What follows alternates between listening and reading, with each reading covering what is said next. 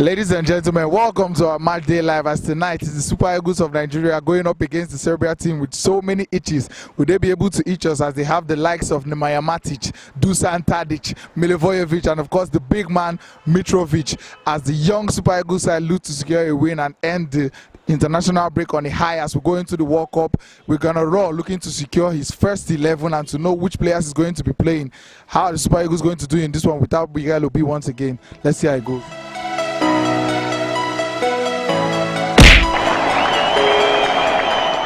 All right, it's 75 minutes on the clock. Nigeria 0, Serbia 1. And I'm here with the Nigerian football fan. How are you, sir? Yeah, fine. How's the match so far? Oh, it's not bad. It's not bad. The both sides are trying their best. We are happy that Nigeria qualified for the World Cup, but the truth of it is that they need more teamwork. They need more teamwork to play as a team, and the coach has a lot of things to do so that the boys will meet up to World Cup standard. With what you are seeing, the standard we are seeing here, they are not up to our expectation. I think we pray God to give the coach the best that he can impact on these children. I am believing of a truth that Nigeria have a good team, but they need to be stabilized in their game. They need to be groomed. They need to be built well. Then subsequently they will do better. Interesting. I'm picking on that word that you use, children. The Nigerian team going to the World Cup is supposed to be the youngest team going to the World Cup. How far do you think we are going in the World Cup? Already we are qualified, and what we think about is for them to progress. Yes, each round of 16, they should be able to play together for some time, so that they can get what they want. The youngest ones we think about now, I think should be Nigeria, but we should also show it during the World Cup that we are young players. Yeah, fine. I think we'll be happy if they can go to that round 16. We can be happy. But for today, the fans, we are not too impressed. We know subsequently they will do better. Interesting.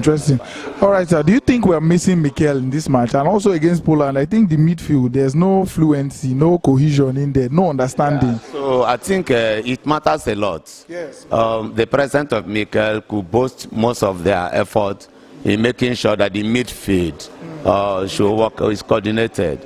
But really, I felt the absence of Mikel, which we pray, I think, whatever thing that made him not to be here should be covered properly well. Yeah, because if it was like Argentina, Messi is also here. It's not playing. So we had also wanted him to be here, even if he played or not. I know the difference will be settled. All right, 85 minutes on the clock. Serbia 2-0, Nigeria. And I'm here with the Nigerian football fan. How are you, sir? I'm fine. How's the match? How's the match been so far? Man, the match, well, it's awesome, but I am not really happy about the way the match is going. Understand, you know. Nigerian team, they're trying their best, but they need to work more hard. I understand. Yeah. So because if they just need to work harder, so they can like, let me say, they can go to a certain level in the World Cup. Understand? Because with this, I don't think they are going anywhere. Understand? The coach needs to do so much job on the team. Understand? So the guys, the lapses, most especially the defenders. Talking about somebody like Ekon, yeah, understand. So you can see it's not really going well, understand. So they, yeah. So he really need to work on his defense, understand. So that's it. All right, interesting. What do you think we are missing? What do you think we missed in this game?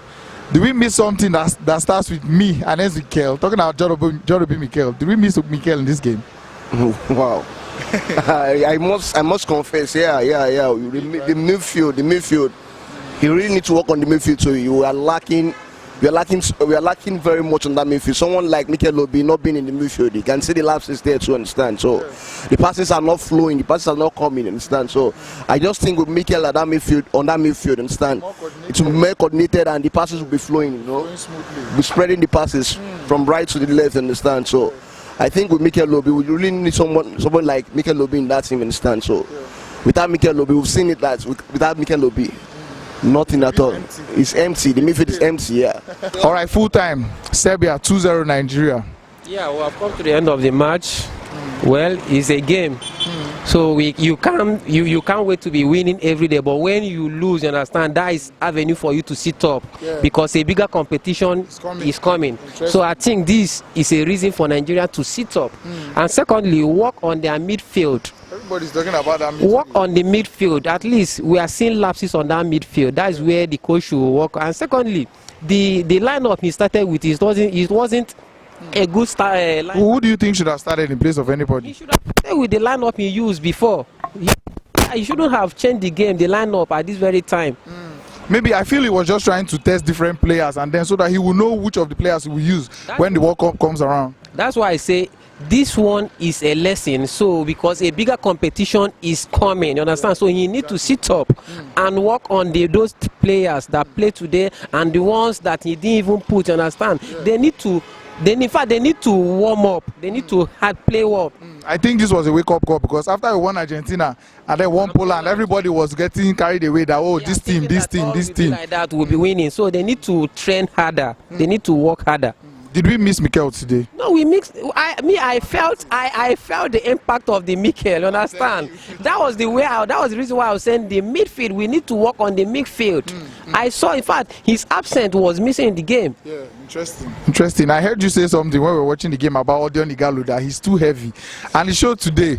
He had some chances, half chances, but you feel a world-class striker should be able to put them away. Who do you think should be our number 9 for the World Cup, our top 9? Well, anybody can be with what we have. You understand? He is good, but he needs to work hard. Nobody is bad. He is good, but he needs to work hard. That is what I said. How far can we go in the World Cup? I think we will qualify. With the first group will qualify, but anything can happen along the after that. What do you think lost Nigeria the match today? Why did we lose today? Well, I see that our midfield is not good enough. Everybody's talking about that to boast the attacking force. So the coach should work on it very seriously, because of the midfield collapse. It now give pressure to the defense. So the attack also, they fall down to the midfield to take the ball. That is where the department, I said, is not doing well. Interesting. What about you? Well, for me, I think overconfidence after beating Argentina, go to Poland, beat Poland. They feel that they are too good. You understand?